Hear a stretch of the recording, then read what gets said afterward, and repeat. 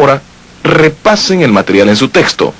Si tienen preguntas, aclaren con su instructor cualquier duda que pueda haber.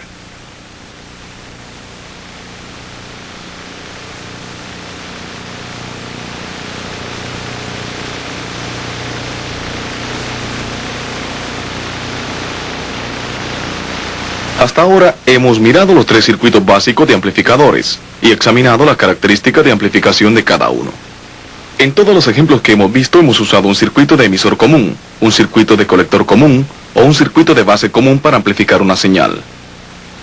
Siempre que un circuito amplificador es usado en esta forma es llamado generalmente un amplificador de una etapa.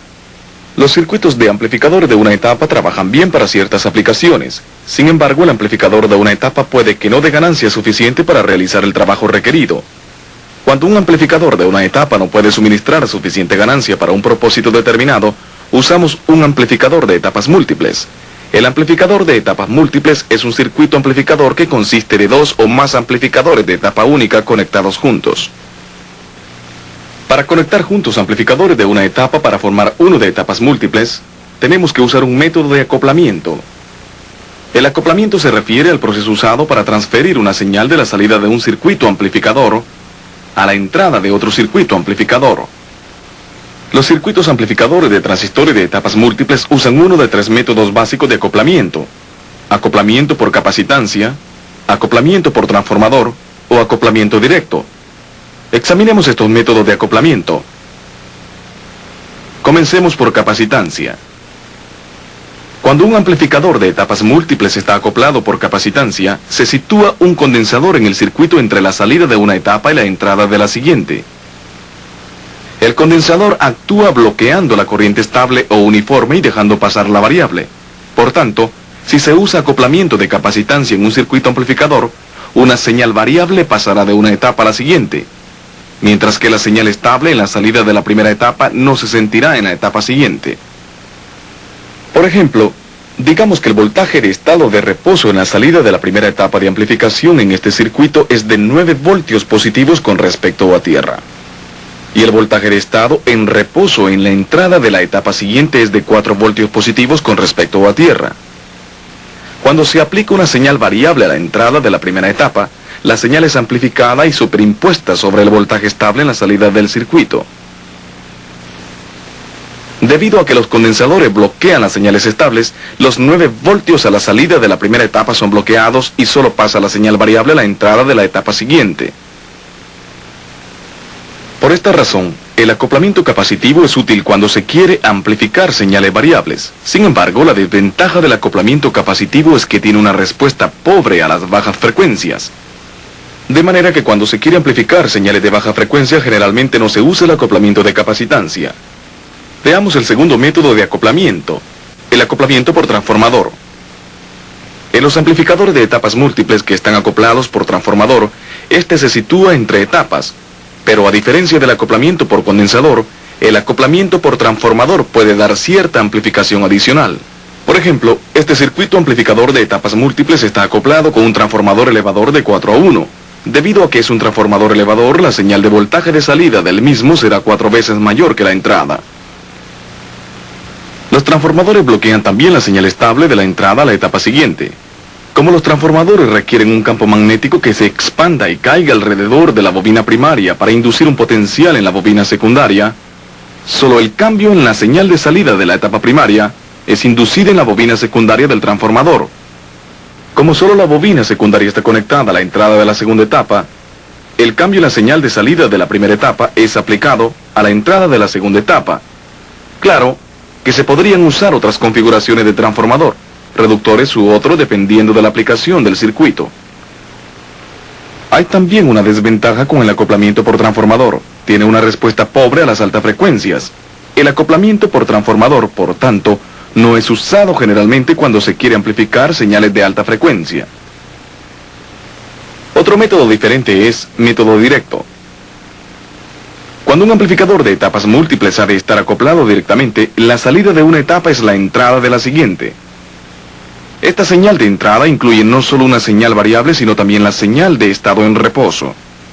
Como cualquier cambio en la corriente y el potencial de la señal es pasado directamente en el amplificador de acoplamiento directo, incluso los cambios indeseables, tales como fluctuaciones de temperatura, son pasados de una etapa a la siguiente.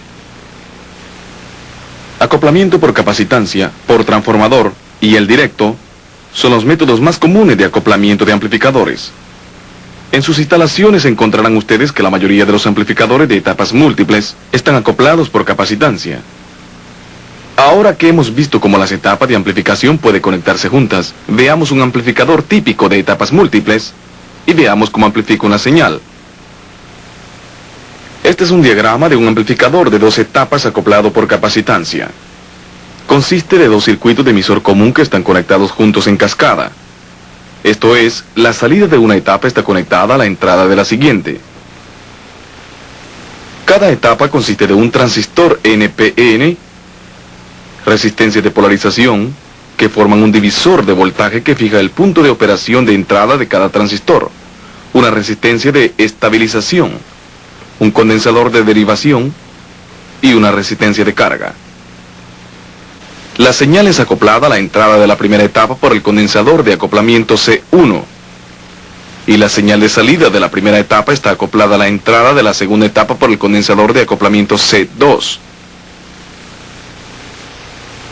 Las resistencias R1, R6 y R11 son resistencias de desarrollo de la señal. Las caídas de voltaje desarrolladas a través de estas resistencias son las señales aplicadas a la base de cada transistor. Este técnico está preparando un osciloscopio para seguir una señal a través del circuito amplificador de manera que podamos ver cómo se amplifica. Seguirá a una señal de 1000 Hz a través del amplificador, tomando lectura de la onda de voltaje en diversos puntos de entrada y salida a lo largo del recorrido de la señal. Estas lecturas mostrarán la ganancia de voltaje de etapa a etapa. Nos referiremos al esquema del circuito mientras él progresa en él. En el esquema, el punto rojo representa el conductor positivo de la fuente de energía para el circuito, y el punto negro, a la izquierda, el conductor negativo de ella. El conductor negativo está conectado a tierra. El punto amarillo representa el lugar de entrada en la tablilla del circuito, donde el técnico aplicará la señal de prueba. El punto negro a la derecha representa el lugar donde el osciloscopio está conectado a tierra. La sonda en sí del osciloscopio está representada por el puntero blanco. El osciloscopio mostrará la onda senoidal de voltaje y los puntos de comprobación a lo largo del recorrido de la señal en la tablilla del circuito. Compararemos el esquema, la onda senoidal del osciloscopio y la tablilla del circuito simultáneamente. El técnico ha aplicado la energía al circuito y la señal de corriente alterna a la entrada de la tablilla. Ahora pone la sonda del osciloscopio en el terminal de entrada del amplificador. En este punto, el osciloscopio lee una pequeña onda senoidal de 0.1 voltio pico a pico. A continuación, el técnico mueve la sonda a la entrada de la primera etapa del amplificador, que es la base de Q1. Aquí obtenemos la misma lectura de 0.1 voltio pico a pico. En el siguiente punto de comprobación, o sea, la salida de la primera etapa, se espera una ganancia de voltaje, de manera que cuando la salida de Q1 es tomada del colector, el técnico debe ajustar el voltaje de referencia en el osciloscopio para poder medir la señal con precisión.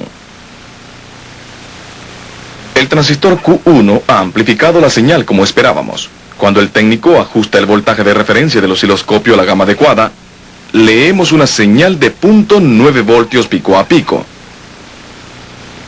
Como la señal de entrada es de 0.1 voltio y la señal de salida es de 0.9 voltios, esta etapa del amplificador ofrece una ganancia de voltaje de 9. Esto es debido a que la ganancia de voltaje es calculada dividiendo el cambio de la señal de salida por el cambio de la señal de entrada. 0.9 voltios dividido por 0.1 es 9. El técnico continúa siguiendo la señal, moviendo la sonda a la entrada de la segunda etapa. En la entrada de la segunda etapa, que es la base de Q2, el osciloscopio lee una onda senoidal de 0.9 voltios. El condensador C2 ha realizado su labor. pasando solo la señal variable de 0.9 voltios a la entrada de la segunda etapa.